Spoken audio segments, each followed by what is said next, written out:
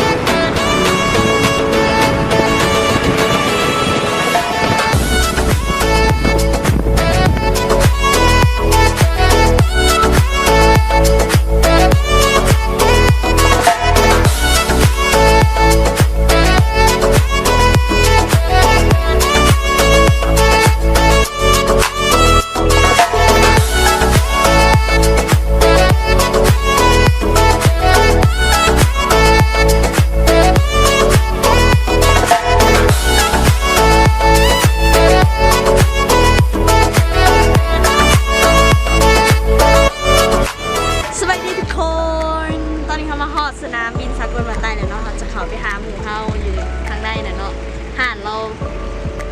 ขายข้าวเปียกไก่ผู้โอ่งแล้วเดี๋ยวเขาจะไปลองซิมข้าวเปียกไก่ผู้โอ่งเมื่อเหนียวมันจะเป็นรสชาติอะไรเราจะไปลองไปเลยตามมา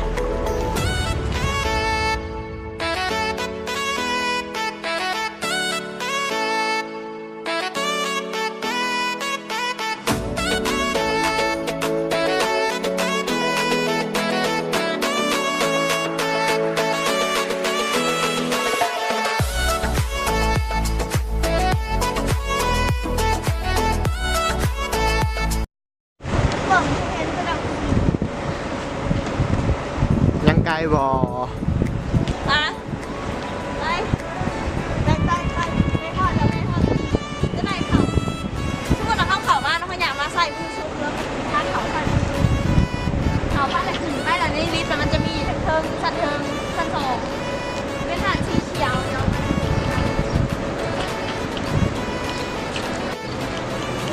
หลักหล่อหลักหล่อ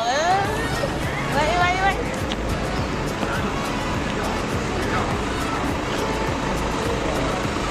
热，不是这种热比较舒服。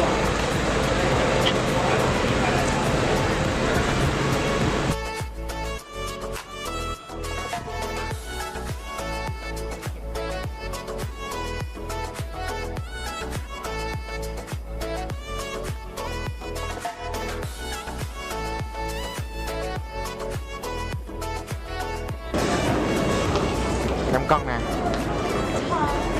อยู่สั้นไหนบอกเลยไหมชั้นสอง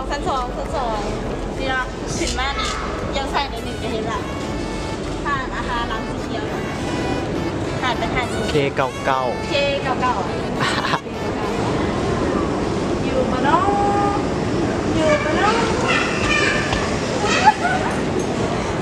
คือตอนนี้เรามาฮอดห้านเคเก่าเลยเนาะอยู่ที่สนามบิน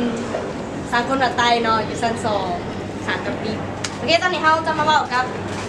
หมู่ของไผ่เองเราซื้อมาบัวสองสบายดีแล้วก็สาว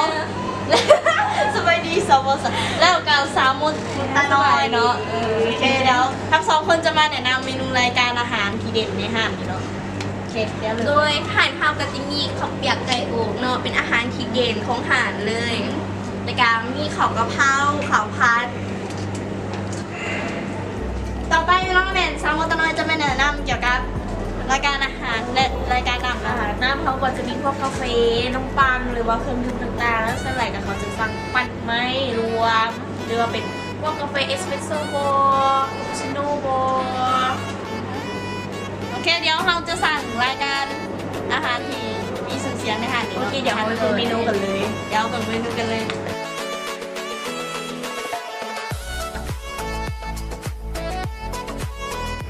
โอเคแล้วตอนนี้เขาจะให้ทางท่านเชิญจัดเมนูทางท่านที่แบบมันเด่นมาให้เขาลองชิมกันแล้วเดี๋ยวเขาจะเอาหุ่นแจกเพื่อนเลยค่ะคือตอนนี้เขากำลังค่ะไปกะเพราเนาะเดี๋ยวจะมาชิมพร้อมกันเลยมือนี่ตากล้องเก่าชิมอีกจริงเลยพร้อมกันเขาเป็นอย่างเราหุ่นอันเดียวหุ่นเดียวกันเขาหุ่นเดียวกัน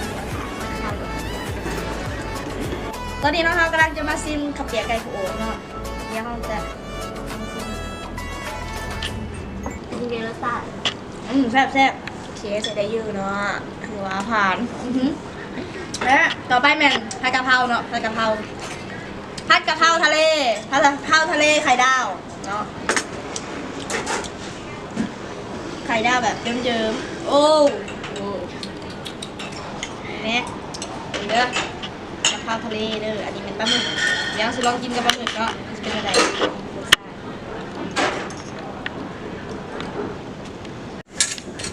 ข้างจานชิมอาหารมาเนาะลืมอย่างหนึ่งลืมน้ำน้ำปั่นหัวเนาะ